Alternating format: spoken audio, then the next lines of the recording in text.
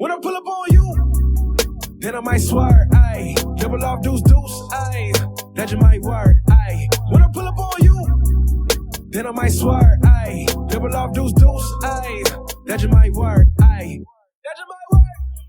Welcome back to another episode of the Michel Matters Podcast. I'm Jocks Michel. And I'm Jackie Michelle. Welcome back. Hey, guys. It's been a minute, man.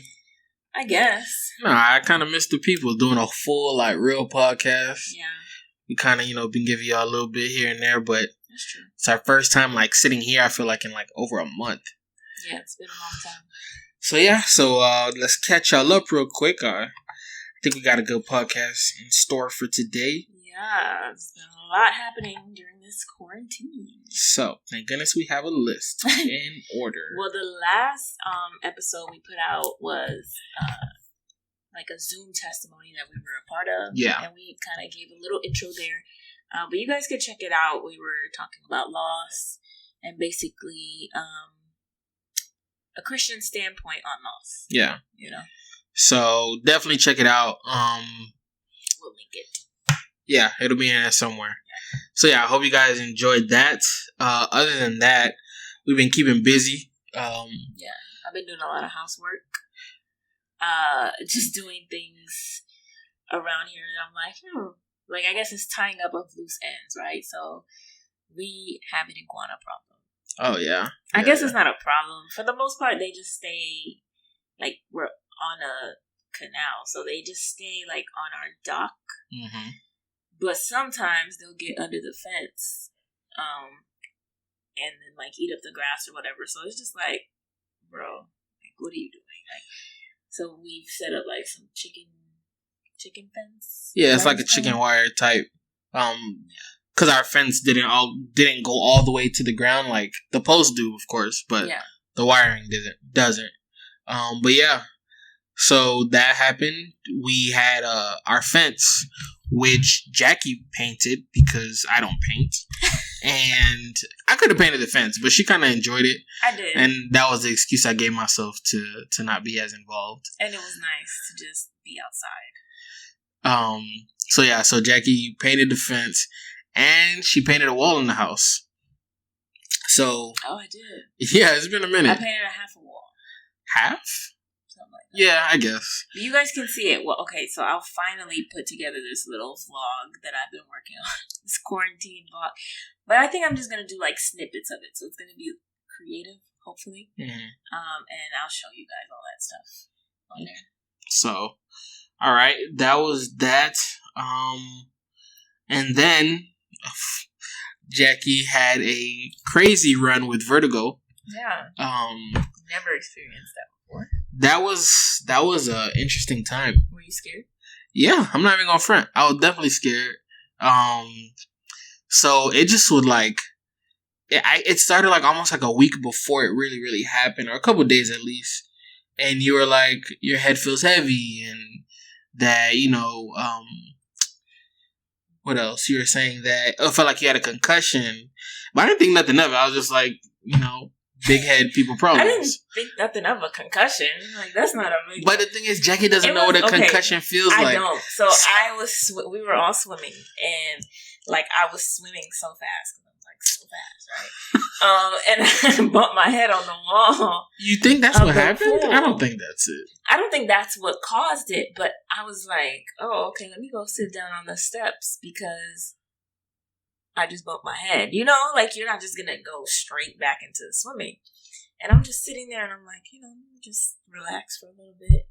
And then y'all were looking at me okay, that's weird. We're playing Marco Polo. Didn't think none of it. I still don't think that's why.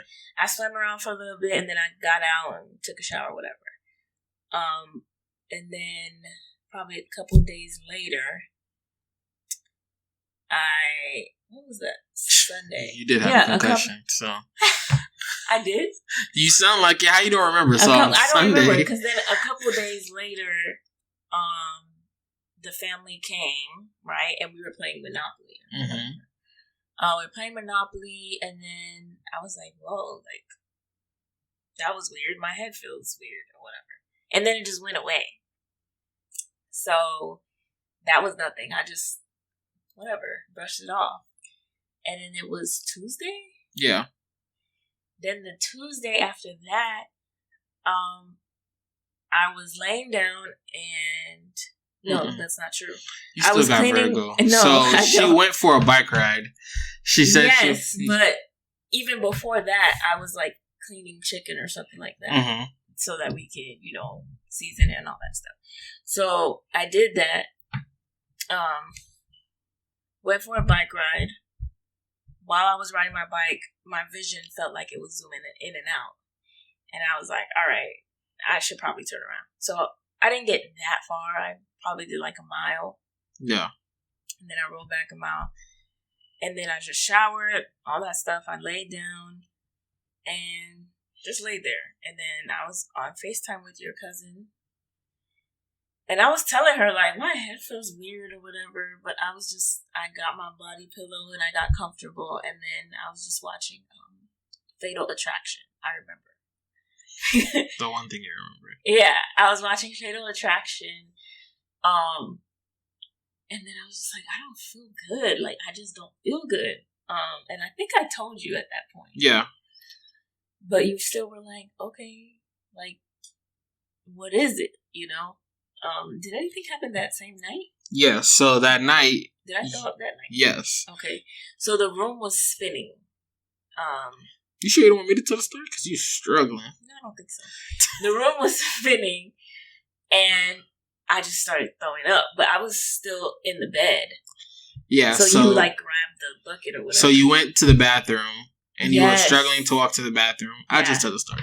So you were struggling to go to the bathroom, and then, but you made it. You went to the bathroom. You came back to the bed, but as soon as you got back to the bed, you were like, I need to throw up. So I went and I grabbed the garbage can, and you started throwing up. Yeah. And I was still holding it.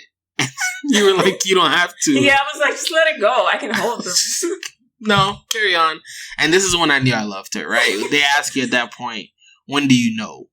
I figured that was one of them.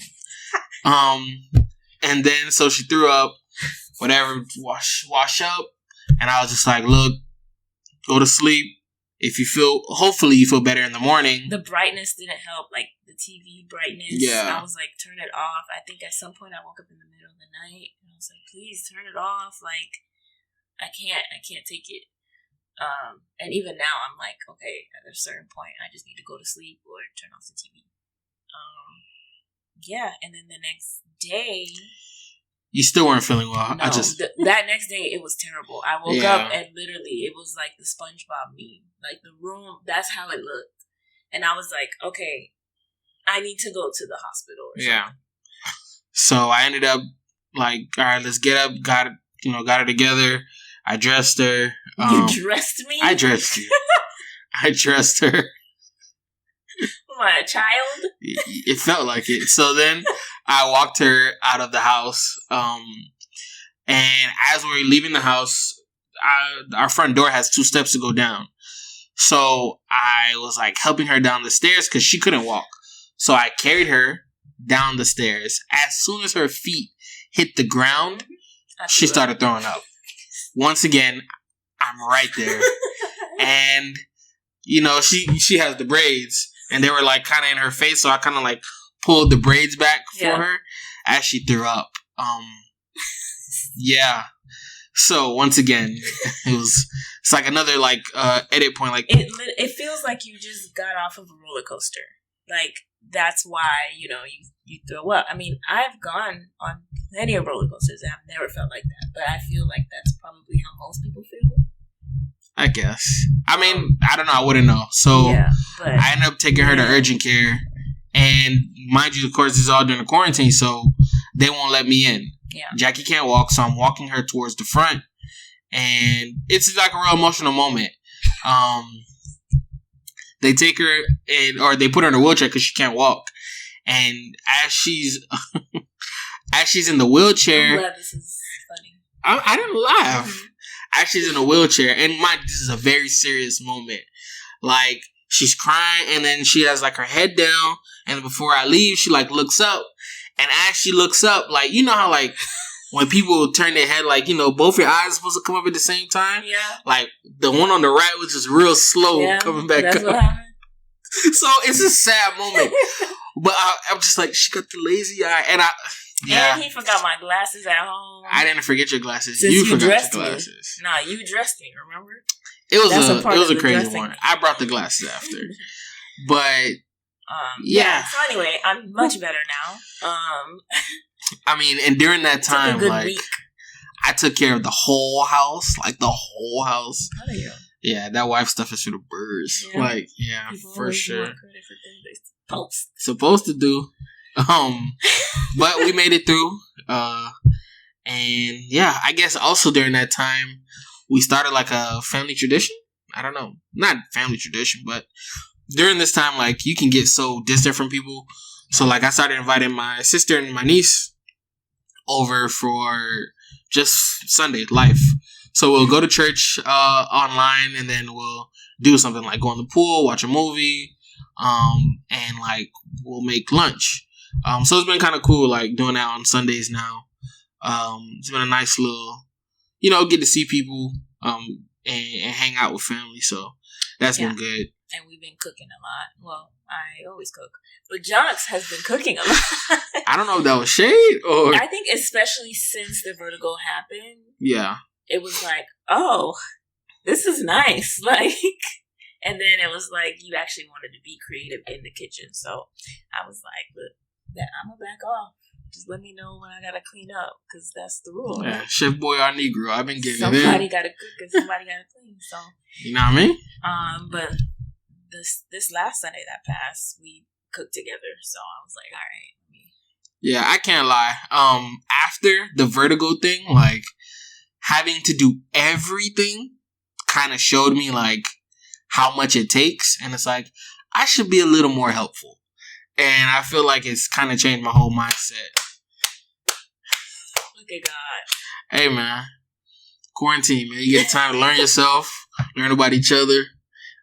So that's going to be one of the things I come out with. Like, managing a household ain't that easy.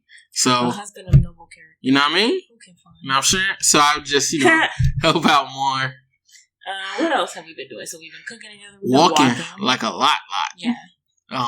We usually do that on Saturdays. Like, if it was pre-COVID. Yeah. BC, before COVID. Yeah, I think that's going to be a thing. We would walk on Saturdays, and, that would be like our little quality time. But now, we've been doing it like all the time. Yeah, like every other day. And long walks. Like, long walks, yeah. Not that, yeah, so. Like 2-hour walks and just talking. Yeah, nice. And so much fun. Yeah, well, today we had a good conversation. Yeah, a lot. So it's kind of led to what our podcast is going to be about. But before we get to that, we have to talk about the Sadie collection dropping. Yes.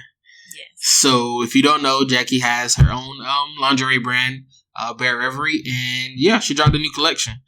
It was cool. We kind of like worked together. Yeah, we did. Just a little bit. I still don't have any input on the designs. Oh, when I do, you'll know. No. When I have input on the designs, you'll know.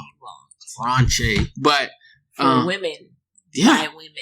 But men know what they want to see women in. But we are not buying things for you. Yes, you are. All right. Well, anyway, I was like, let me put my employee to work. Do some of this marketing real quick. So we're in phase 1 now. Yeah. But we're going to be rolling out some stuff. Mm-hmm. Actually, today. So we'll see. That's the second part. You guys don't know what time we're recording this. Yes, that's true. But yeah, check it out. Let me know what you think about the Sadie collection. It's inspired by my goddaughter. Every collection is pretty much inspired by a woman I know. So yeah, very fun and bright and girly and flirty collection. So yeah. All right. All right. So I think we have a really good podcast. I hope you guys like it. You can subscribe and rate us on iTunes. You was going to say that? No? Yeah, of course. Okay. You can send us comments on SoundCloud or on the gram at Michel Matters. And if you want to support the podcast, you can check out the links that we have below for our sponsors. Or you can go on our website because there's also a link for our sponsors there. And there's merch. See? You got all that handled. You don't need me. Yes. All right. On to the current matter. All right.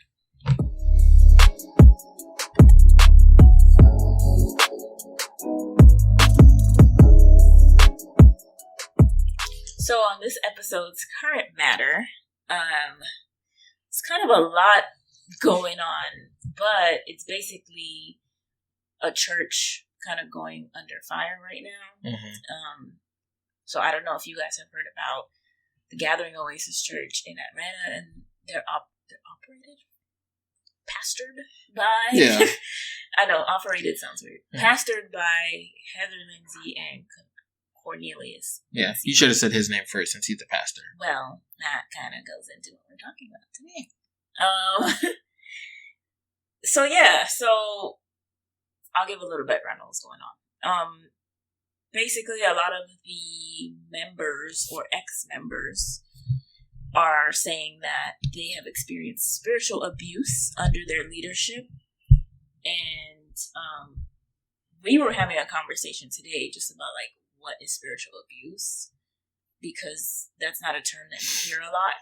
Based on what I'm hearing, it kind of seems like there could be mental abuse there. There could be, like, verbal abuse going on. I can't help you because I don't know what the word means. No, I'm saying, like, based on what what we've heard so far, the evidence that's come out, there could be, you could classify it as verbal abuse, manipulation, just a whole bunch of stuff that basically... abuse of power. Yeah, abuse of power, but because they have a pulpit, they're just, like, putting it under the umbrella of spiritual abuse because you have that power under a spiritual manner.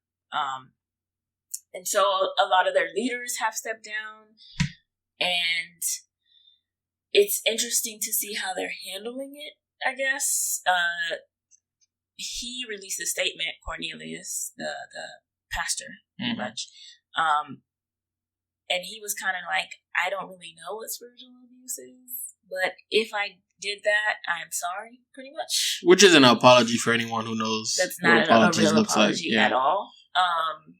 Because if you did, and there's proof that he has spoken about spiritual abuse before, so that's kind of strange. But basically just a very weird PR move. But since he dropped that apology and signed it with just his name, he has, like, kind of backed off social media. We haven't really seen him since then. No stories, no posts, nothing. I mean, I think he even, like, didn't preach for 2 weeks or something like that. Yeah. On the other hand, his wife, who also runs an organization called Pinky Promise, has been very vocal still on her Instagram and Twitter and Facebook, all that stuff. Basically saying, like, all of this is hearsay, or what she said? She said it's baseless, is what she said. So, it's very interesting that a married couple is handling this so differently. Mm-hmm. But yeah, so people are speaking out, people are saying their piece, and one person who spoke out is their previous executive assistant. Yeah. I think that was his title. Yeah. So this is kind of what got us thinking into, like, submission, which is what we are going to discuss today, and headship. So I'll just play kind of what he said. Go ahead. I'm not going to appreciate, Heather, how you're hiding behind Cornelius. All right? I like, again, Cornelius, I know in this time, bro, that you are praying. I know in this time that you are burdened. I know you, bro. You know I know you. We don't got to keep, you know I know you, bro. You're burdened. You're praying. You're talking to people. You're calling people and trying to get advice from them people that you trust. Like, I know that you're trying, bro. I know you. I know what's going on. But what I also know is that Heather is hindering you from going all the way. Right. She is hindering you, bro. And I'm not trying to split your relationship. I'm just saying y'all need to have a serious conversation. Right. I'm not saying you need to divorce. I ain't mean on none of that, bro. I ain't trying to put a wedge between you and your wife. That's right. What I'm saying is have a serious conversation with your wife, bro, because she's hindering you. And she really needs to close her mouth in a lot of areas, right? Because this is what happened, right? And I really hope, like, this is what happens. You try, you pray, you do your thing, bro. Heather sees this. And she comes and shares something that's true. Babe, you're trying so hard. Babe, they don't know what you're doing in private. You know, babe, like, man, you've been doing such a good job. I see how burdened you are for the people. Right. And she makes you feel like you've done enough.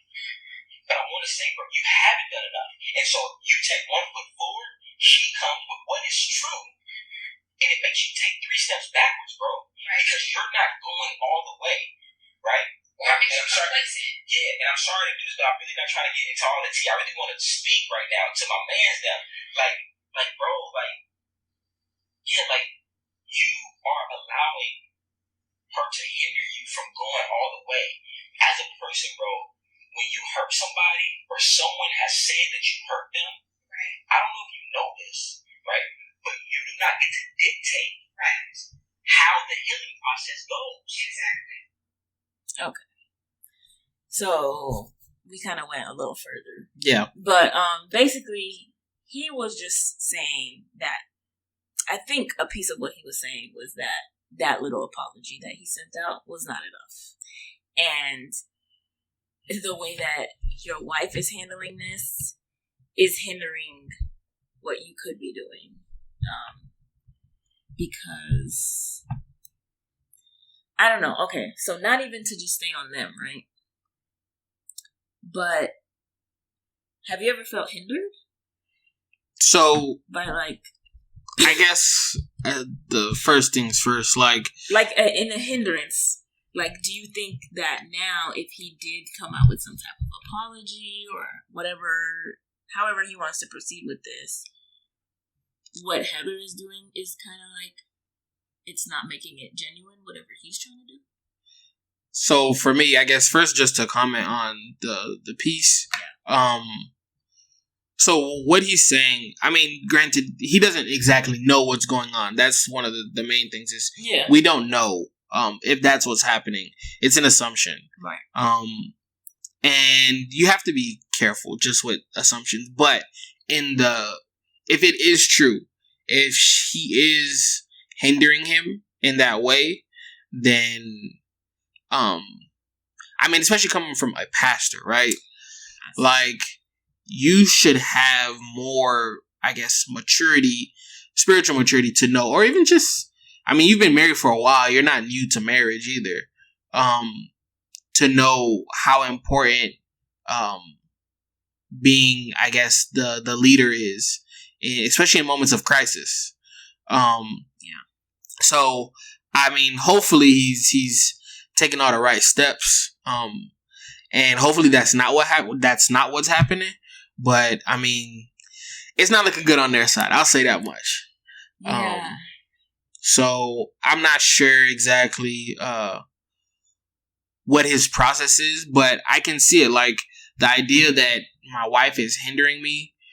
I mean, we'll get more into it in the Michel Matter, but when you're the leader, it's not necessarily like you're not necessarily just making all the decisions, right? Like, you do have to take into consideration what is best for the situation. Like, it's not always about what you want, it's about what's best for the situation. So, but one of the big things too is, like, between you and your wife is making sure you're on the same page. And it doesn't look like they're on the same page. Right. And that as like, for someone on the outside looking in, it looks like there's a disconnect there. Because that's all we can do. We can only just assume from the outside. And it looks like the fact that he's being silent, he's taking a step back, and she's like business as usual, it can show, I mean, maybe he is in deep thought. Maybe he is working on it. And she's just, I mean, it is what it is. Yeah. It doesn't look like unity. Yeah. They just don't look like they're on the same page. Yeah. And I will say, I've never really seen a lot of pastors' wives, so, like, front and center I guess I would say. I guess as far as like the business of the church goes, I feel like they're an anomaly too, though, because I feel like she's more popular than him. Yes, for her business. Yeah. But this whole thing kind of started with like the church. Everyone that's speaking out are people who basically have been involved in it. But the issue is, it's because of the mixture of the church and her business. Right. So she's front and center because she's a big entity. Like, she's not just a first lady. She was who she was before they got married or while they were dating, whatever it is. She was always like a key person. Right. So it hasn't changed. Yeah. Yeah. And maybe that's why there is a certain order for what the Bible talks about. Because I'm telling you, like, most of the wives that are married to pastors that I see, they are not this. I mean, we can get into it I guess because I feel like it's so close to our Michel Matter. Yeah. But there is something to there's personalities. Some people just have personalities. That may be her dominating personality, but that's not her role in this situation. Yeah. You can be the boss at work, but in this relationship, in what we're doing as a couple, by definition, I'm the leader, and that. Like, people got to know how to play the position. It's hard. I don't think it's easy for everybody, but people need to learn how to play their position. And it could be the other way. Maybe he's not doing a good job being the leader. Yeah. It's not that she doesn't know how to play her position. It's just, you're not doing it, so I will. Yeah. So. All right. So let's get into submission and headship then. All right. Michel Matter. All right. On to the Michel Matter.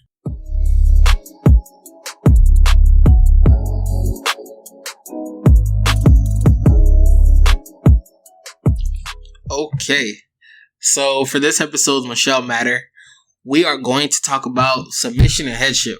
If you guys haven't noticed so far, we're gonna be real saved today, real safe, real Christian today. So, I mean, one of the big things first is just, I feel like there's a lot of misconceptions about both of these topics. So hopefully we can clear some stuff up today. Disclaimer: we don't have it all figured out yet. No. So this is a conversation for sure. Definitely still trying to learn, but I mean, we do have our life experiences now to kind of build on. Hopefully we can make some things clear. So I think before we talk about submission, we should start with headship. Yes. Leadership. Yeah. So you don't just submit to anybody. Yeah, I think originally we were gonna talk about submission, and like as I was thinking, I was like, I can't properly talk about submission without talking about headship, just because they go hand in hand. And by headship, I mean it is biblical, right? So, like I said, we're gonna be real safe today. I'm gonna read a verse, Ephesians 5:23. It says, "For the husband is the head of the wife, as Christ is the head of the church, his body, of which he is the Savior. Now as the church submits to Christ, so also wives should submit to their husbands in everything." But for this part, we're just going to focus on the first part. The husband is the head of the wife, as Christ is the head of the church. So that's, I mean, it's a big deal. I talk about this, I don't know how often on here, but one of the big things I had to learn when we got married was how to be the head of a household. I don't think it's something that we talk about enough, and hence, why I feel like it was important to talk about it today. Yeah. I feel like we really, really, really focus on wives submitting to their husbands. But one of the big things I feel like is being someone worth submitting to. I have these knockdown, drag out conversations with my sister sometimes because she treats submission like a 4-letter word. You know what I mean? Like, and I think after a while, it kind of came to me like, I think the big problem with her mental grasp of submission is the fact that I don't know if she envisions someone she would submit to or someone that is worthy of submitting to, because we don't see it. Yeah, so I can see where the problem is. If you don't have anyone that you can envision that you would submit to, I mean, of course, no. Why would I consider that? Right. It's submission is not like you don't get married and like quote unquote leave your brain at the altar. Mm-hmm. You still have a mind, you still have feelings, you still have opinions. But it's just being in a position where it's like, look, I want her to trust me and that the decisions I'm making are for our best interests. To me, like, as a leader and making decisions, the number one goal is to like do what's right in the eyes of Christ. But secondly is unity. Like, I don't want to make decisions that are going to break up my household or cause like like, you can be right and still be a loser, right? If you're in this to win or lose an argument, you can be right and still be a loser. And I feel like a lot of times we can fall into that. Like, if you're so focused on winning, that could be an issue. But yeah, so that was the first part. And I got into what does the Bible say? What does it look like? Yeah, what does leading look like? Leading. I think it's like, you'll always see all different types of like leadership styles. Some people lead with a hammer. And me personally, like, my whole thing is I try to lead with love. And what does that mean? Because that sounds so cliche. Oh, lead with love. Yeah. But like I said, I don't want Jackie to like just do things just because I say so. And I don't. And even like as a coach, right? There's a reason why I don't like coaching kids younger than like high school, because a lot of the things that you do with kids is very like, do this because I say so. When they get older, I can reason with them. I can explain like, look, I'm not just telling you to do this. I'm telling you to do this because X, Y, Z. And I feel like we both can understand it. Like, they both could be like, okay, they're kids, so they don't always get it, but it's more of a chance that they can understand my logic. Yeah. And real quick, just to go back to, the good book, Paul talks about in Philemon that... That's the first time you said it like that. I know. I feel so saved. No. But, okay, so he says in verse 8, therefore... You didn't say the chapter. It's only one chapter. Oh, just kidding.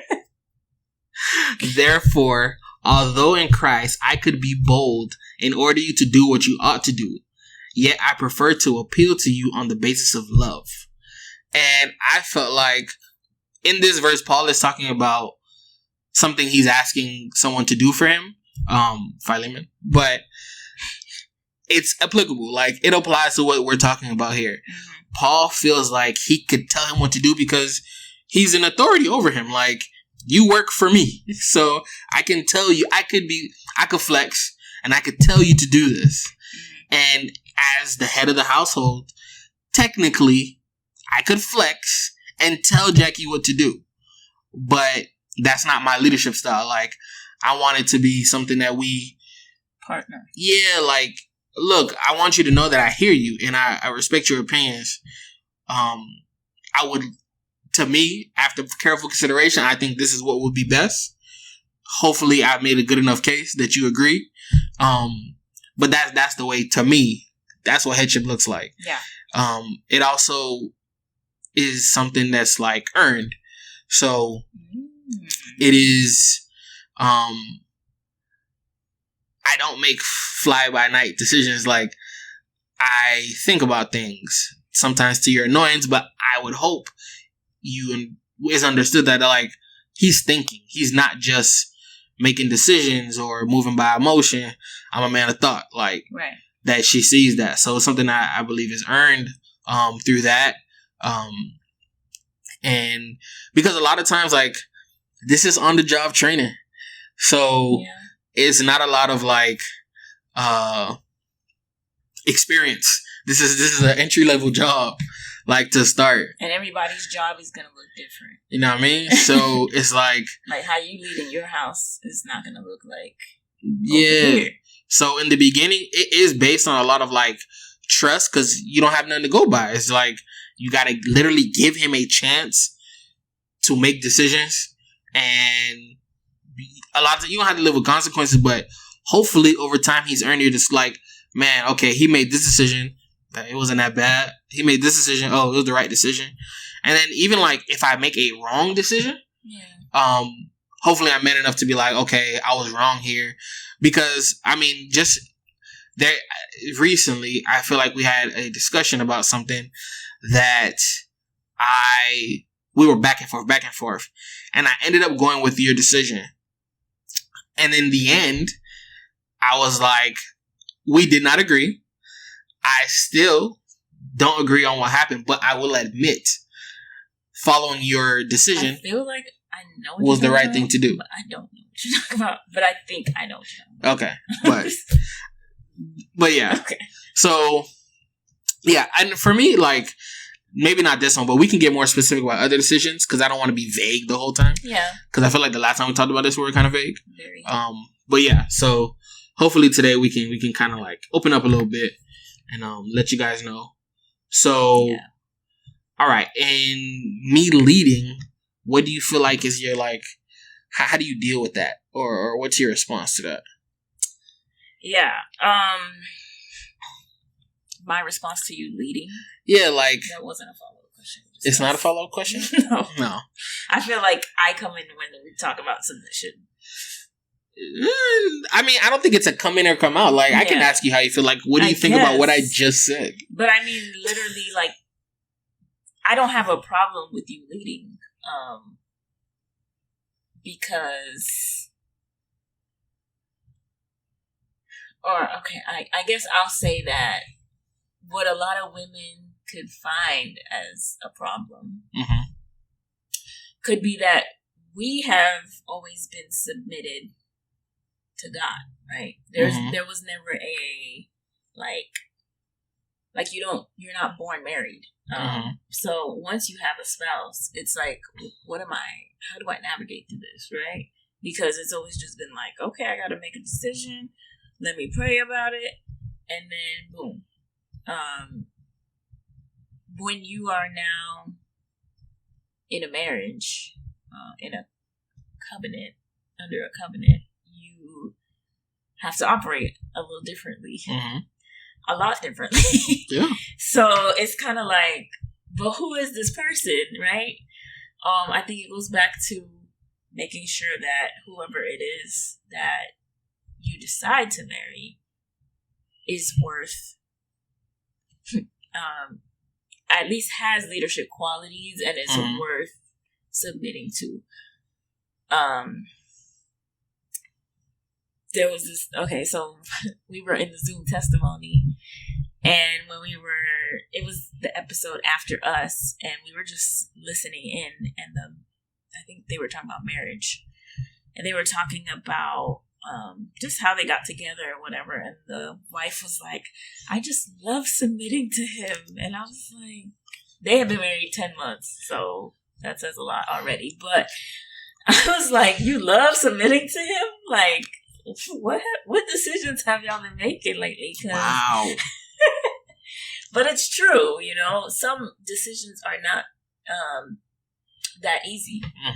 So I feel like let's say when we were buying this house. Yeah. Right? At first it was, honestly, I feel like I submitted because the whole process I was hands off. I was just like, all right, you do what you got to do, and I'll be over here, and you let me know what I got to sign. I'll read over it. I'm not going to be stupid.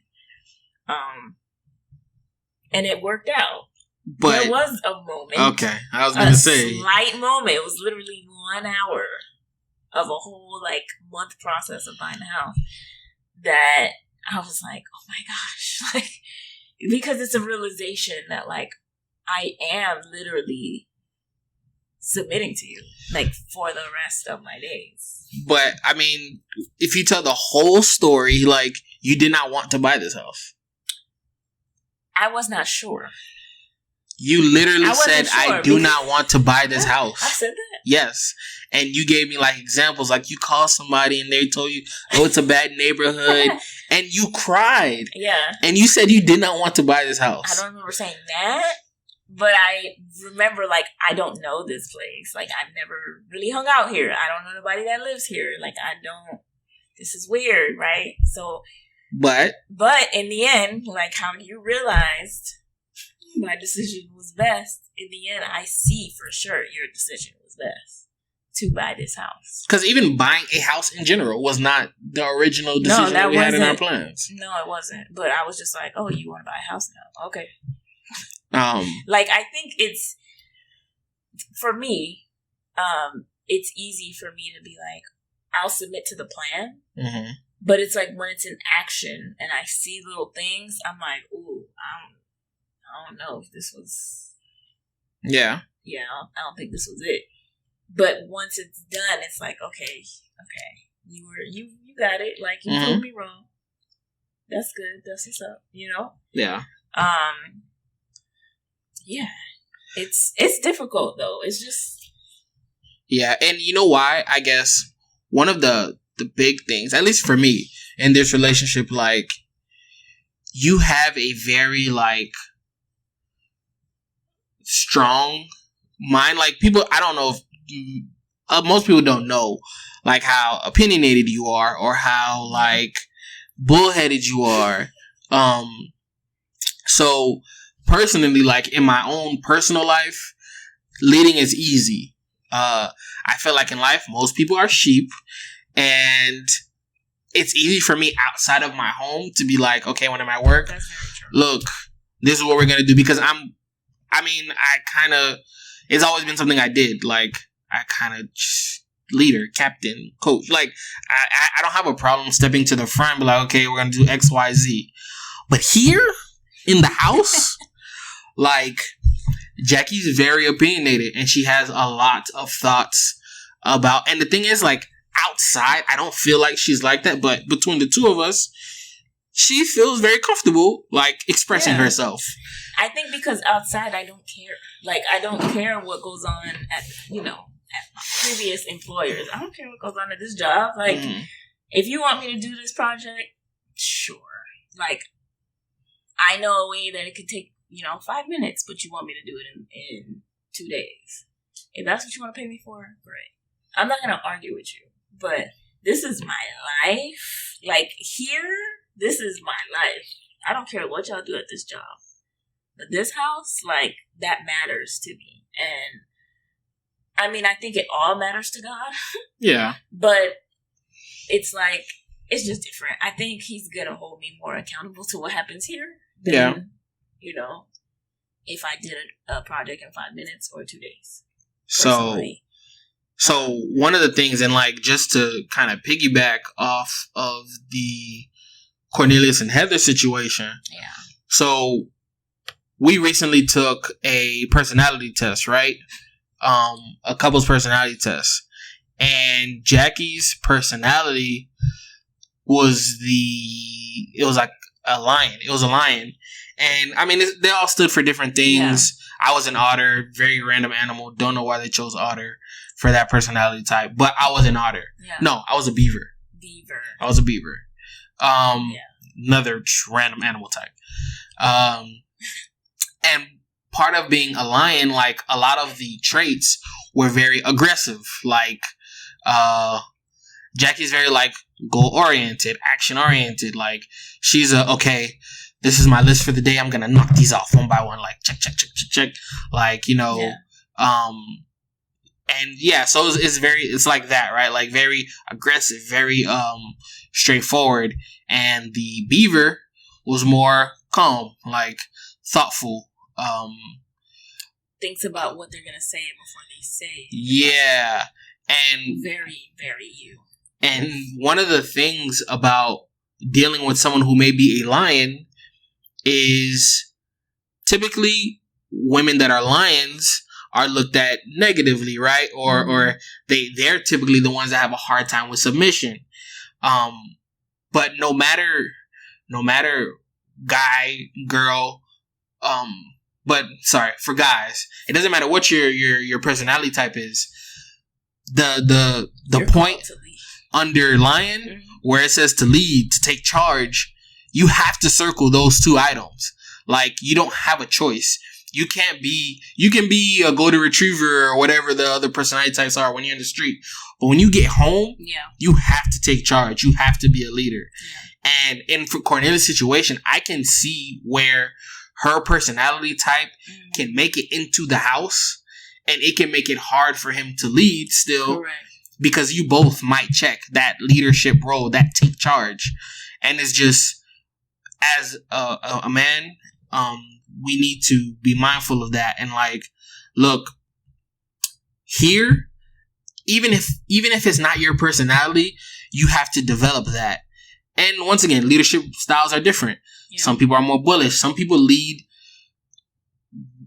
cooperative. Like, look, these are decisions we're going to make. Because it's not about getting what you want all the time. It's not about that, but it's being willing to make the hard decisions. And that's one of the things, like, when somebody asks him, like, what is difficult about being the head of the household? I think it's being able to make the hard decisions. Yeah. I feel like a lot of this, it's weird, because I'll, like, pick and choose almost.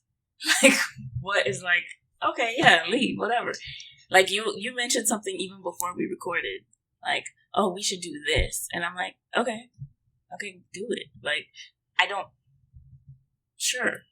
There are a lot of things that following your lead on is not difficult. Mm-hmm. I think, especially when it comes to spiritual matters, right? Like, that's hard sometimes because everybody's not on the same, like, I don't even want to do this because I feel like we're pretty on the same level. But everybody, I guess, gets things in their own time. Yeah. I don't know how else to say it. I mean, like, everybody gets revelation about things in their own time. And for some, depending on the situation, it's going to take longer. For some, it's like, oh, this is crystal clear. And I think that's what, even in our current matter we were talking about, a lot of their members coming out and saying things, or their previous members saying things, it might have taken them a while for some to be like, oh, like, I actually am witnessing this. I'm going to put quotes around spiritual abuse because I don't know still how to define that. But, you know, their feelings are valid. Yeah. Like, I've witnessed verbal abuse. I've witnessed commingling of funds. I've witnessed, like, all of this. And then others, it's like, oh, no, but they're still doing the Lord's work, and they're still doing this, and maybe I can help solve the problem and stuff like that. And it's like, no. Like, for me, sometimes it's very clear, like, nah, I'm good. Like, I don't want to put up with that. I see history repeating itself. I'm good. And I think you are a very gracious person. Like, not that I'm not, but you're just very, like, gracious. I'm working on it. And it's very hard sometimes to follow that leadership style because it's like, I know, like, the first thing you're going to go to is forgiveness. And it's like, of course, we should. But to what end? Like, at what point is it going to now hinder you, right? Yeah, I just feel like this is like a super vague conversation. But it could be about anything. It don't even have to be about church. It could be about, like, yo, your cousin is acting crazy.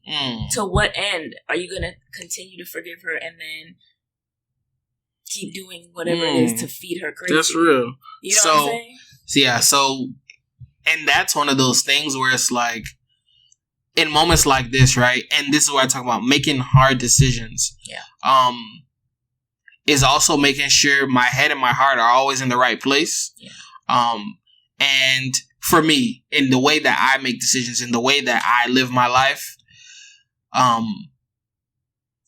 when I feel like I've prayed about something, I've really like thought about it. And a lot of it too is when I know I'm doing something right, or I feel like I'm doing something right, I sleep good, right? Like I make a decision, I don't think twice about it because I thought about it. And a lot of times, like when we're at those stalemates, right? Where it's like Jackie feels strongly one way, I strongly feel another way. When I legitimately like have done my part in making the decision, I'm okay with however it goes at that point. But it's only because I'm solid in what I'm doing. Yeah. So a lot of times, like, it's difficult, right? Like, I'll make a decision and I know Jackie does not agree with me.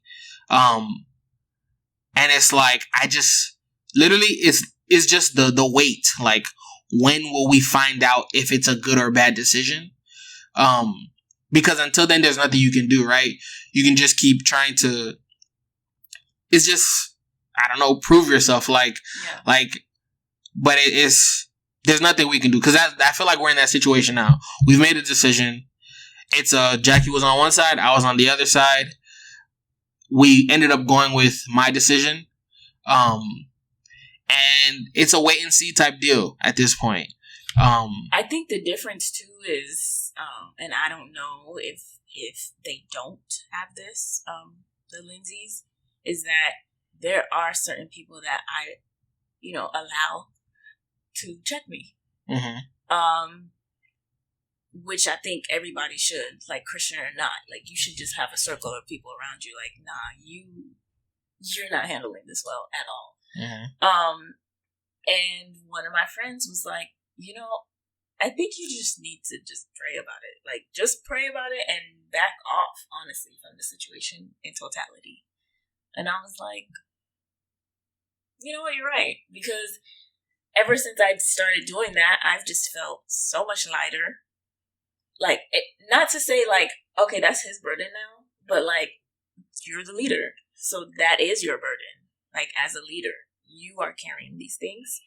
And that's not to say I'm just leaving you out into the cold, because that's another thing that I kind of want to touch on, what submission looks like. But it is to say that, like, at the end of the day, if I do trust God, I trust that He's going to be in this situation too. So for me, one of the things like that makes making hard decisions difficult, is like, okay, we're both on two opposite ends of the spectrum, right? I make a decision. What does it look like for you what does submission look like in that? Like, yes, I made the decision, but that's just you accepting. But what does submission look like? Because submission and acceptance is two different things. I mean, acceptance is like, I have no choice here.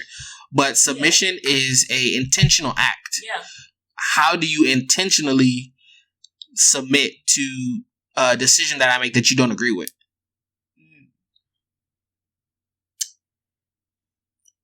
Because I feel like that's to me a difficult part for us. Yeah. Well, I feel like the situation you're talking about was pre-COVID, right? BC. Yeah. And honestly, we had not talked about that situation. Like, it was like we had that last conversation, and I pretty much followed what my friend told me, and I did not bring it up. I was not involved. Like, I just didn't bring it up. Not because I forgot about it, but because I was like, okay, I've handed over, like, the situation to God and to my husband. And then it wasn't until, like, last week that we talked about it again. So it was a good month or so that we hadn't talked about it. And it was a good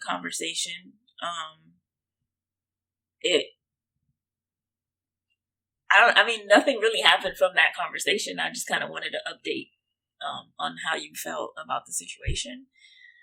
And we pretty much are aligned.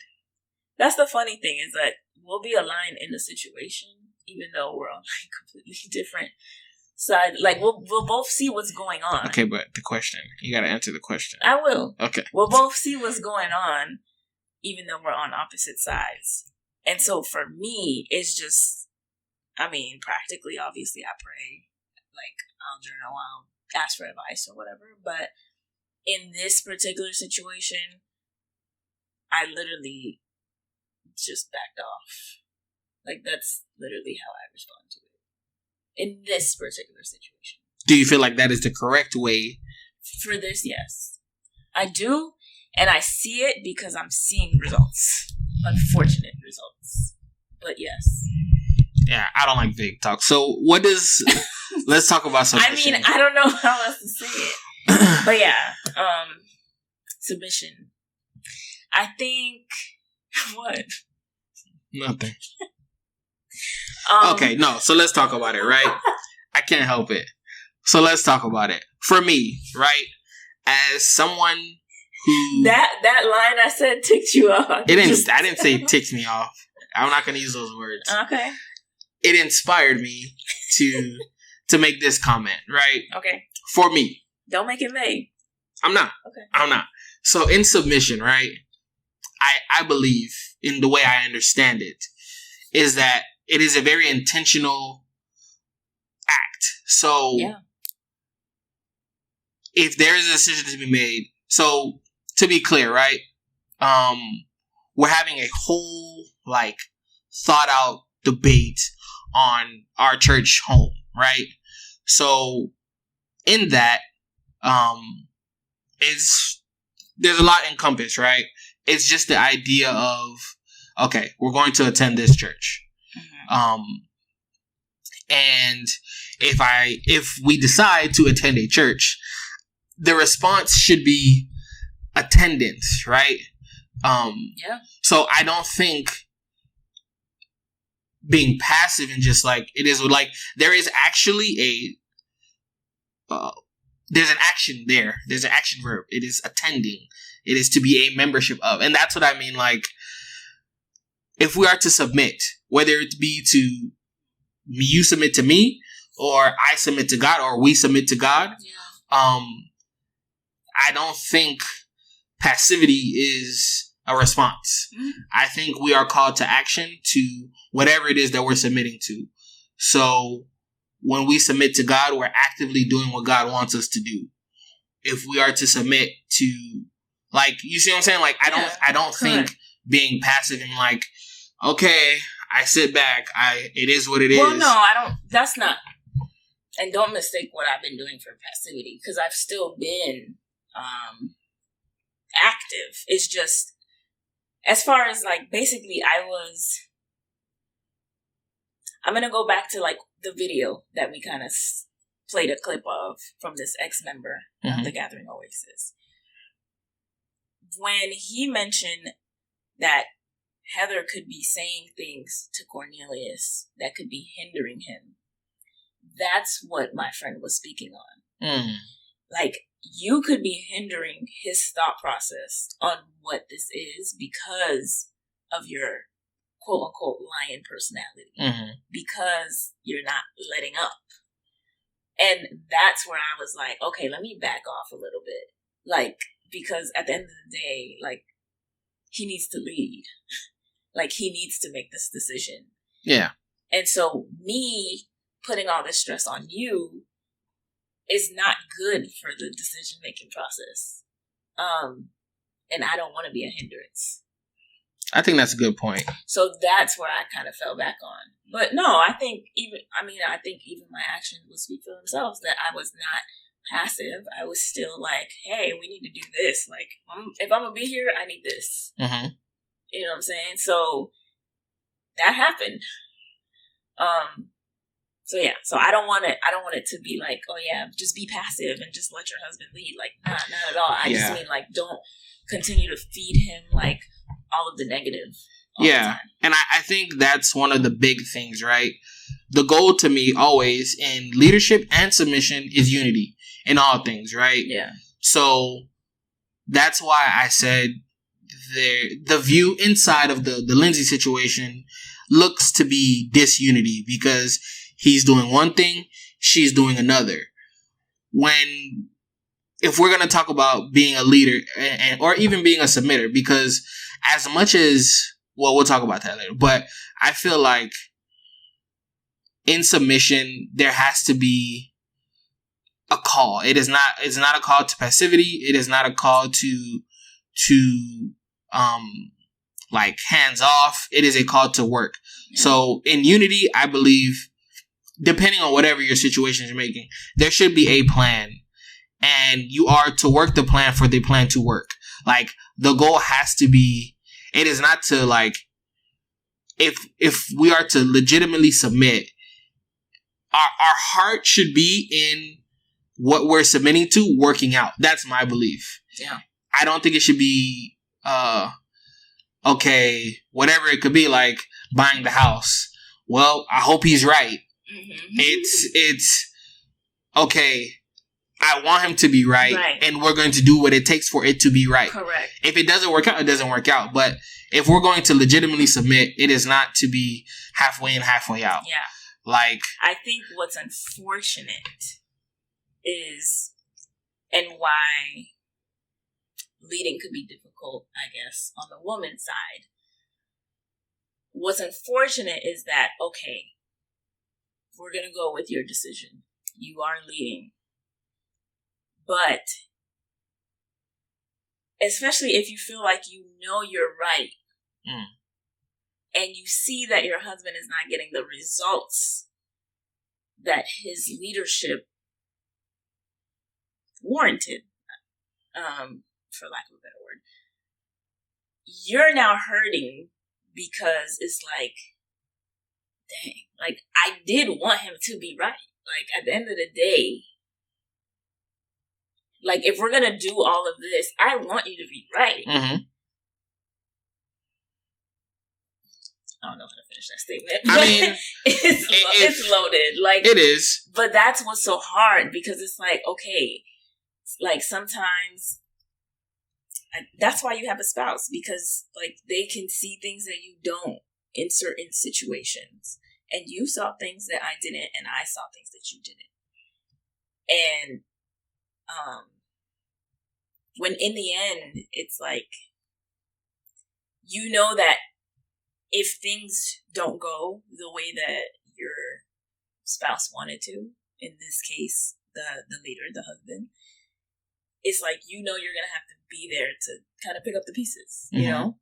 And then what does that look like? And then it's like another thing to have to figure out. So that's marriage. Yeah, but that's what's hard about it. It is. It's like, I'm literally, I won't belittle that. Yeah, I'm literally here, like, I'm gung ho about this because I'm not trying to see you out here. Like, so, especially like in things like this, right? I don't think, because a lot of times in life, and this is to me just in general, there are very few. I'm not going to say very few.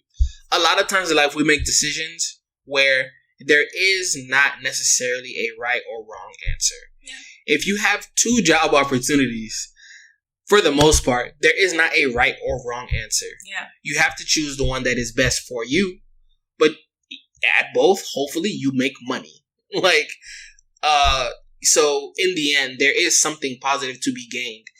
There is not necessarily time to be lost either, because you can be productive at whatever you decide to do.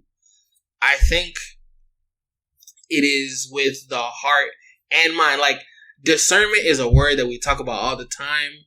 And it's understanding and being able to see what is not at your first glance. And I think as husband and wife, it doesn't matter what you are, you should pray for that. You should pray for the ability to see, like, out of these 2 decisions, right and right, which one is more right. Yeah. So in this, like, I don't think there's a right or wrong decision to be made. Yeah. And it's one of those things where it's like, for me, I think biblically, there is no, like, we're not going to sin by doing one or the other, right? So it's in that situation where I feel like, hopefully, submission should be easier because there is no law broken. There is no, I'm not displeasing God. If anything, my attempt here is to please God more. Correct. And that is where, like, as a decision maker, I feel comfort. Yeah. Like, I want her to see, or hopefully she sees, not through force, but by action, that in this decision Jocks is making, he's trying to please God more. Yeah. If she cannot submit to that, her whole perspective is whack. No, but that's Jay-Z line. But no, and to me, that is where I find comfort. Yeah. It is where, even in this difficult of situations, because it's trying. Like, when a couple is at disagreement, no matter what it's about, it's stress. It's stress on your marriage. Yeah. So if you put stress on something long enough, it cracks. That is what happens under pressure. Things break. So even in this time of stress, I find hope in that I am making the right decision. It's funny because, like, just as I would hope she prays that I see something, I pray that she sees something. To God, one of us see something, right? Like,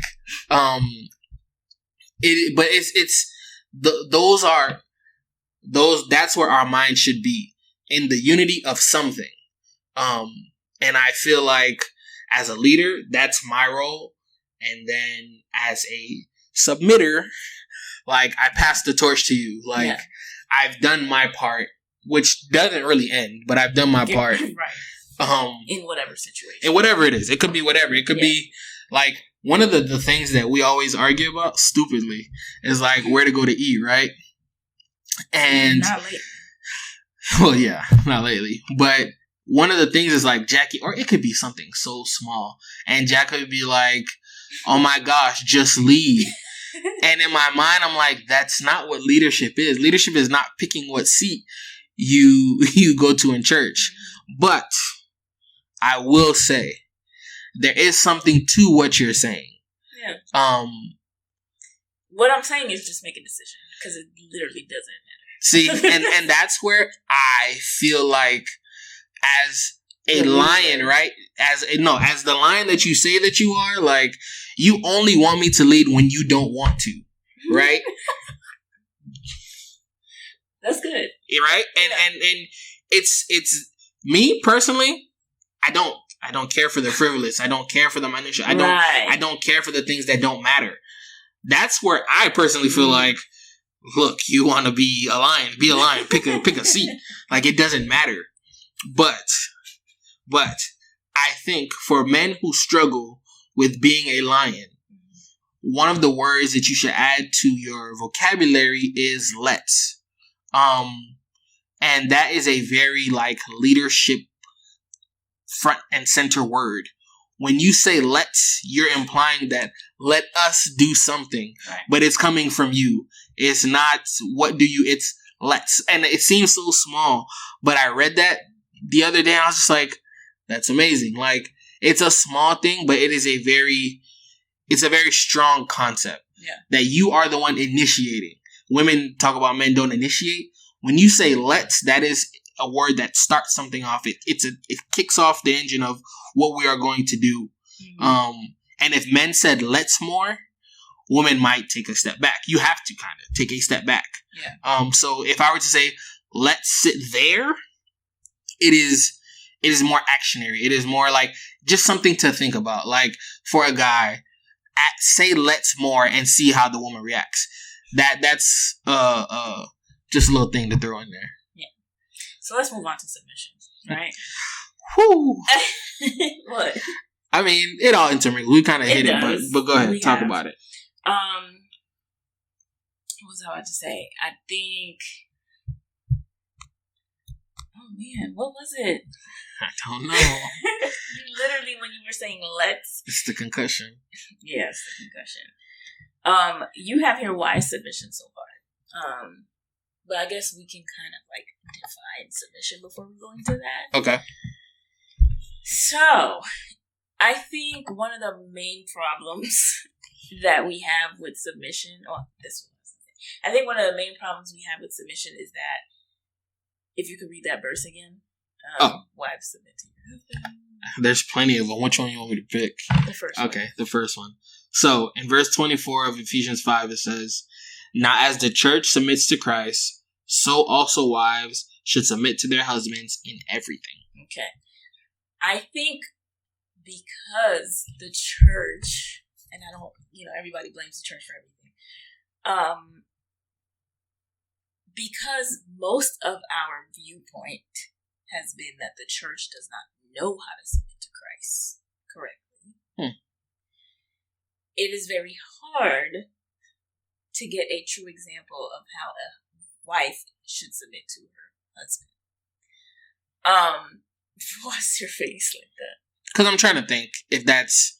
I think it's a cop out. Just off the surface. It's valid. I think there's something to that, but I don't want to cop out. It doesn't make the verse less true. No. Yeah. But you can say the same thing for leadership. I'm just saying it's not a cop out. It's just, it's like what people say. I never had an example of a good father. Okay. Mm-hmm. Okay. Learn. All right. I'm listening. You know what I'm saying? I'm listening. Okay. So what is submission? Basically is getting under what, I guess, okay, so if you're submitted to God, you're basically submitting your life over to whatever it is that He wills for your life, right? Mm-hmm. That's heavy. It is. As a wife, I'm submitting my life to you. Mm-hmm. Till death. Yep. Hoping that you are still submitting your life to Christ. Because then, it ain't no problem, right? Yeah. You would hope, but yeah. You would hope. But yeah, okay, so why is submission so hard? I think that's one reason. Examples. But another reason is, like I said, we are just so used to having that, direct, mm-hmm. I don't have to focus on anybody's leadership or anything. I can literally just go. Kind of like what Paul was saying. I can just be because I'm single, right? Yeah. Another reason is, I guess, you brought up my personality. I think everybody, this could go with anybody. You just know sometimes what you want to do. For sure. That's a fact. You don't want to let go of what you want to do. And mm-hmm. I think that's why even being a Christian is so hard sometimes. Yeah. And that's a great point. Keep going. Because you don't want to let go of control of your life. If you are used to doing God knows what, if you're used to going to the club or whatever, whatever old-fashioned example I could give, and God doesn't want you to do that, but it's like, I kind of want to still, whatever, you chose this life. You chose to not have control over your life anymore. Mm-hmm. And that is hard. That's a hard concept. So for me, when it's when you're talking about the minutia of mm-hmm. things, it's yeah, go ahead, lead on that. You can control that. Yeah, exactly. But then when it's you preaching. I want to see what you preaching. But then when it's okay, we gotta, I'm trying to make this decision. I don't know. I feel even refinancing or whatever, those things, I could care less. Mm-hmm. It's literally matters of the heart that I'm I don't know, bro. I don't think you should. I don't think that's good leadership skills, right? But if I'm really reading my word, talk about it. Get there. you a foot away from the touchdown. Get there. If I'm really reading my word, if I'm the church and I'm supposed to submit to Christ, who am I to tell Christ what I'm supposed to do? Right? That's a word. Yeah. Yeah, it is.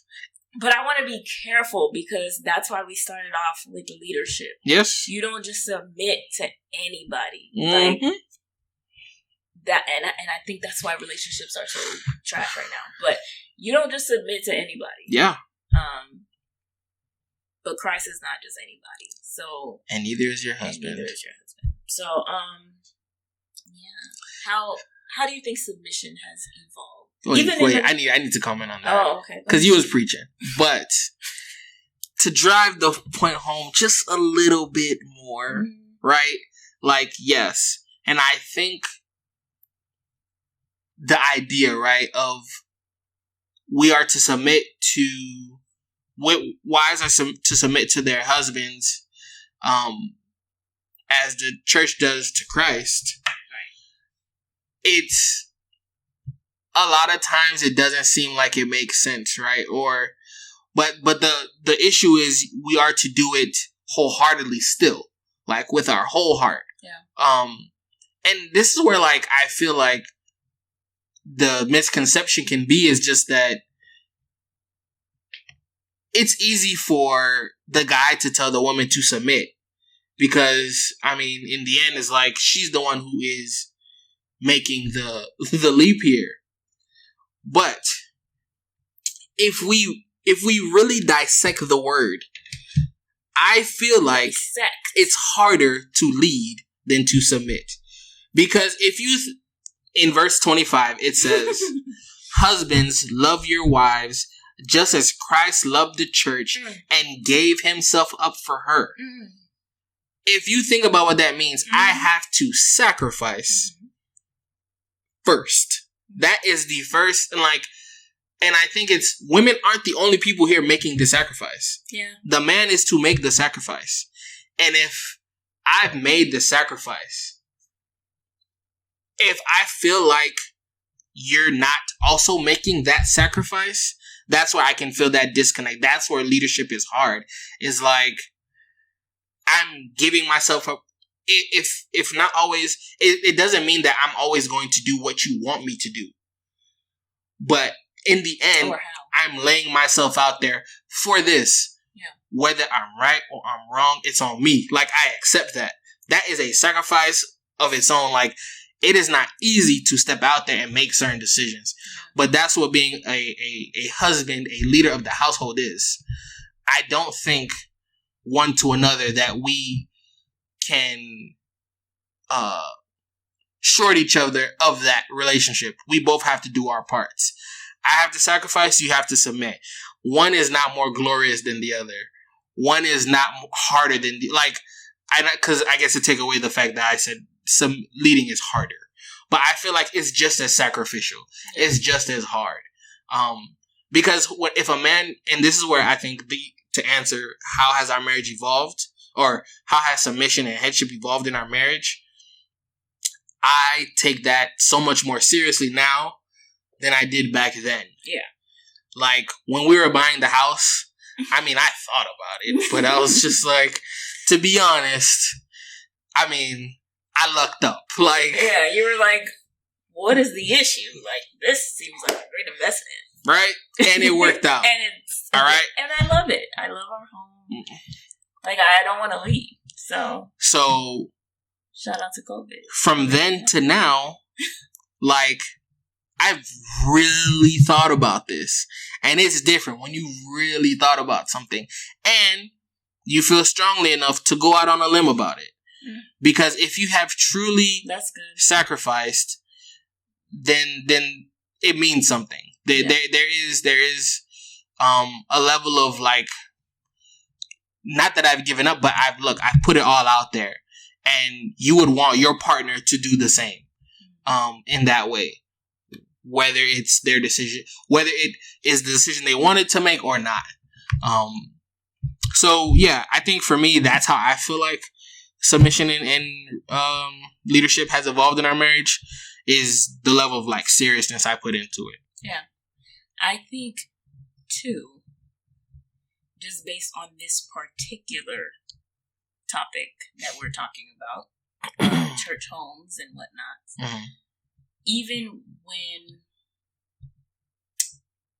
Even after all of this is said and done, and finally there's resolve, right? Submission and leadership still comes into play. It's not just the decision that you have to be a leader in. It's what about the aftermath? Whether it's a yes, we stay, or a no, we go. Mm-hmm. It's not like, oh man, it didn't work out for him, I win, or whatever. Yeah. It's, okay, this didn't work out, and now this leadership is taken out of this body, but he also has to lead into another body. The next way, where are we? What's gonna happen? Yeah, next? Like, it's also not like, okay, now I can just jump in and like, no, we're gonna go here now. Yeah, like that's not what that. It's just back in my court again for something else. Exactly. So, yeah, that was a tough pill to swallow. But I mean, once I figured all that out, I was like, I'm done. Like, if you're called to lead, then let me just not like relax. It's not a vacation, but let me let you do that. Like, and support it. Yeah. Let me submit to the plan. Yeah. So, hopefully, at least in the last couple months, you felt supported. Because it's... I've supported you. No, for sure. I don't care about nobody else. My only thing is just, I care. The sly remarks. Every once in a while, those come out. It's like... But they come out of you, too. You just don't be catching yourself. And I just be sitting there You know what the difference is, though? Oh, that's... It's the heart. It's the heart. And what's your heart? For me, let's see you lead out of this. I don't say things to be petty. You sure? Yeah. You want to go to God about that, or we can? Okay. Because the thing is, like, if I say something, I do not just provide critique. I try to provide every time. I try majority. I feel like a lot of the sly remarks they're just for jokes. Like, I literally think you just say it just to be funny. And then you pretend like, oh no, I was just like... No, sometimes I am being sometimes. Serious. But it comes out very... Yeah. Look, I like to tell jokes. I know how to tell a joke. I know when somebody's telling a joke. Okay? Joker. Alright. But yeah. Can we put a ball on this? Look, you came out and said it. Listen, this is not an easy topic to talk about. It's not. I feel like leadership sometimes is glamorized and it's made to seem like, oh, people think it's easy to lead until you have to do it. Like, heavy is the head. Like, it's not, for the ones who try to do it correctly. Yeah. I'll say that.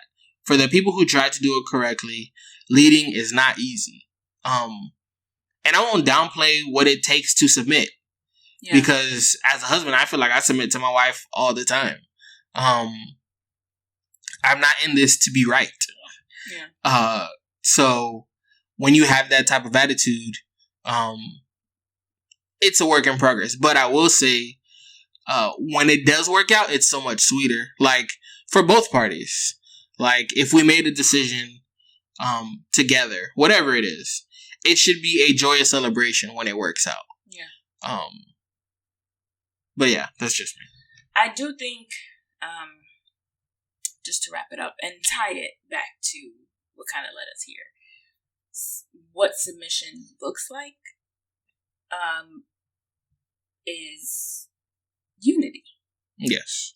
So even if you are, to some it could look petty, but even if you are replying to somebody on Facebook and, to correct them about something. Mm-hmm. We've been in that situation. I'm trying to see where you're going with this. If you come to me with that same energy, I'm not going to stand I'm going to stand with you. Mm-hmm. You know what I'm saying? Like, I'm going to back you. It's going to be Like, we are a united front. Even if I don't agree. Like, I mean, in this situation, I typically do. But, why are you making that face? Because I'm trying to think about what you're talking about, but... Okay, like, say somebody says something on Facebook, and it needs to be corrected. Yes.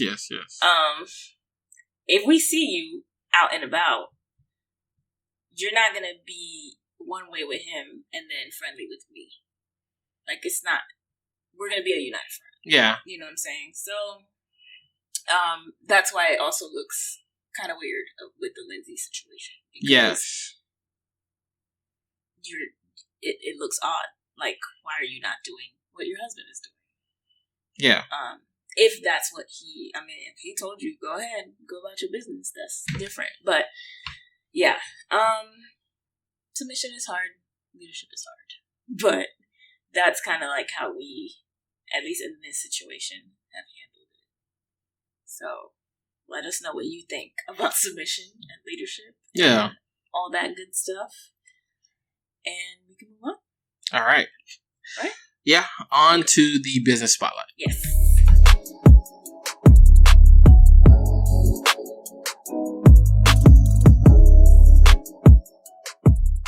Okay, so for something lighter, on this episode's business spotlight, I wanted to shout out @Naturally Black. They make beard growth oils. Right now, that's the product that they're selling, but I know she's working on other products for like your edges, y'all trying to get right. But for right now, she's doing it for the fellas. So Connect that beard. For the ones who don't have their beards connecting, my beard connects. Don't even do me like that. But I'm trying to fill in the cheek area, man. I'm trying to, get some fullness right here. So I'm taking my befores. I'm trying to be on the infomercial. I have not seen the before pictures. Bro, look at it. It's what my face looks like now. But I didn't even. I need that. I need that. Before and after pictures. I'm trying to, I'm trying to be the testimonial. Mm-hmm. So yeah, and I'm definitely mustache. Trying to get all that. Okay. He's been also practicing self-care. So how are you tying that in to whatever routine you're working on right now? So right now, it's still building. I'm still working on some stuff. A beard care routine. Maybe I'll do a vlog for the fellas one day on my beard care. I'm trying to. You might. My influence. You like that, right? Yeah. For the Michel Matters vlog, I might do a video on my beard care routine. So for right now, I've learned some things. I've watched a lot of YouTube videos. So I don't wash every day, but when I do wash wash what? My beard. Okay. Oh my gosh. We've had an episode where we had to talk about this. So. I wash every day. So, yes. Okay, on my beard wash days, I got like a whole routine.